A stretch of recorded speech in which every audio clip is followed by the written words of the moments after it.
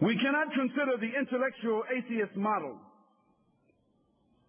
which has fanned its umbrella all over the world, because we can see the gross confusion and paralysis within the Western atheist societies, where racism, nationalism, individualism, and dialectical materialism have ruptured the idea of morality, brotherhood, godliness, and the sanctity of the family.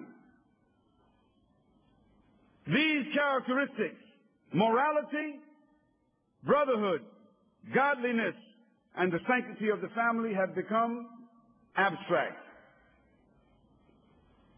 If you ask the average individual in the Western societies, the so-called most developed societies, what is meant by godliness, they will say they don't know.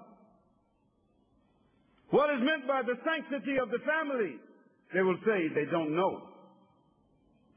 What is meant by brotherhood and fraternity, they don't know. And what is meant by morality, it no longer has any definition. When we examine capitalism, which is the major system, the major religion, the major set of ideals and philosophy and social system in the modern world, we only have to view some of the glaring statistics to see whether it is worthy of our consideration. Capitalism, which is built upon the interests of corporate business and the flow of currency, has engulfed the modern world in gross materialism and decadent immorality. A decadent immorality which is unmatched in the history of humanity. Let us review some of those statistics. Capitalism first made its impression upon the world through the inhumane institution of slavery, where for nearly 400 years, more than 80 million Africans were brutally kidnapped and forced into a system where they were sold as a commodity and used in the industrial agricultural complexes of America and Great Britain, and treated with less dignity than dogs and mules. Capitalism made its way to South America, where the conquistadors invaded, enslaved, terrorized, and thoroughly exploited the natural resources in the name of the King of Spain and the King of Portugal. Companies today like Del Monte and Goodyear Rubber still operate industrial slave complexes in South America today. Capitalism has manifested itself in the diamond mines of South Africa, in the colonialism and exploitation of India, Africa, Southeast Asia, and also in the tragic exploitation of the Australian Aborigines, a story that perhaps you know better than I. In the modern world, which the people like to call the most sophisticated advanced civilization, in the USA and the UK in particular, we have only to review the statistics to determine how close these societies have come to fulfilling the criteria and models for peace. Let me share with you some of these statistics. Between the USA and the UK, the two most sophisticated advanced civilizations, there are 27 million persons addicted to drugs.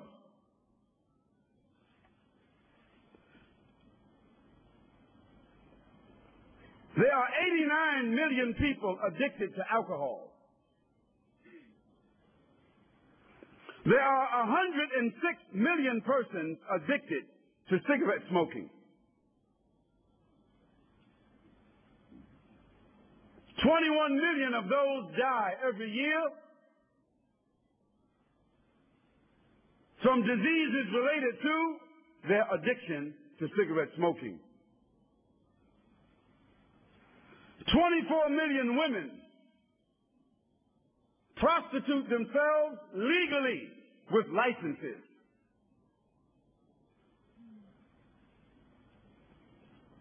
8 murders or homicides are committed every 19 minutes. And 2 rapes are committed every 7 minutes. And there are 3 robberies every 59 seconds. There are 257,000 children that are legally or illegally aborted. That is, 257,000 children are killed in the womb by license. 21 million children are born every year out of wedlock who do not know their mothers and fathers, or who do not know whom they are fathered by. 2.8 million suicides every year of human beings who find no reason to live. 275,000 persons are locked up in their prison industrial complexes. And today, the prisons are built as industries. They are no longer built simply to house and to reform criminals.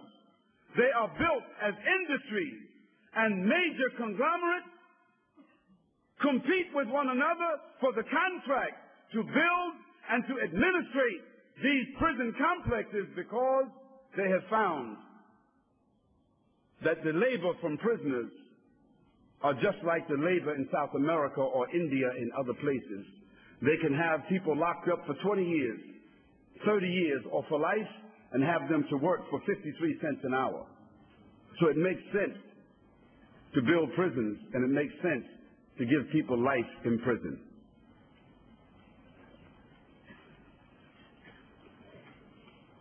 These statistics I share with you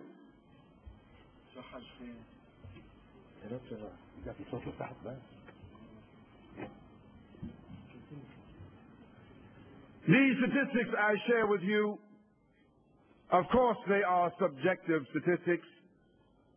And of course, there would be some social analysts who would disagree and who may want to modify these statistics.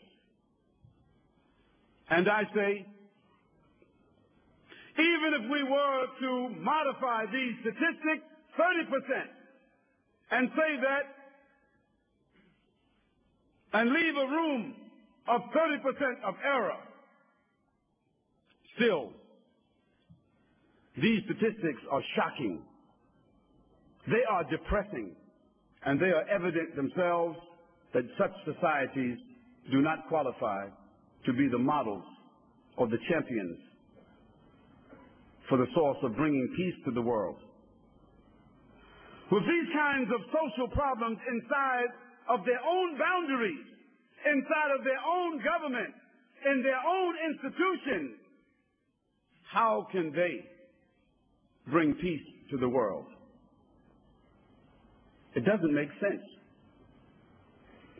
How can such societies promote peace, human rights, and morality for the world, while it's quite evident that they are not able to bring such peace and morality inside of their own societies?